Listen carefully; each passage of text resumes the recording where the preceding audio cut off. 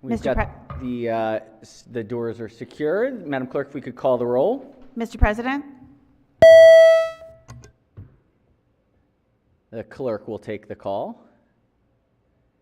With the three critical members for the pro forma session, our minority leader and our deputy majority leader, the Senate of Maryland is now in session with a quorum for the pro forma. No rest for the weary on this snow day, even if the memo about Casual Friday didn't get out quite in time.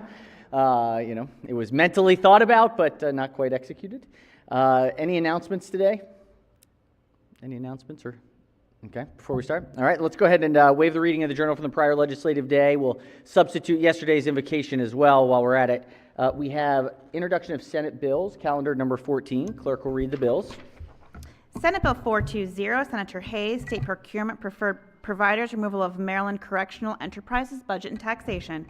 Senate Bill 421. Deputy Majority Leader moves so be considered the reading of the bills. They'll be referred to their appropriate standing committees. We have Senate bond initiatives, calendar number 6. Clerk will read the bond initiatives. Number 1, Senator Kagan, Walder Park, Budget and Taxation. Number 2, Senator Kagan, Borer Park, Budget and Taxation. Number 3, Senator Kagan, David Skull Park, Budget and Taxation. Deputy Majority Leader moves so be considered the reading of the bond initiatives. They'll be referred to the Capital Budget Subcommittee. And we have an executive order. Clerk will read the announcement or the order. Executive Order 0101-2024.05 rescinds Executive Order 0101-2020-01, establishing the Governor's Office for Children and the Governor's Office of Crime Prevention and Policy. All right. The Deputy Majority Leader moves the reading of the executive order, and the order is now journalized.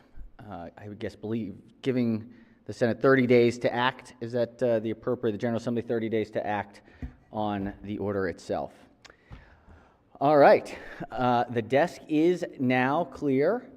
We appreciate our friends from Maryland Matters making it here today. We have one dedicated, thoughtful, fighting member of the press here today, fighting through the snow to make it, despite not getting the message that jeans were okay today. We greatly appreciate it. All right. Anything else before we... Yes, Chair recognizes the Minority Leader. Thank you very much, Mr. President. I was at the Westin Hotel earlier, and the governor was speaking there. He said this year it is now officially Purple Friday.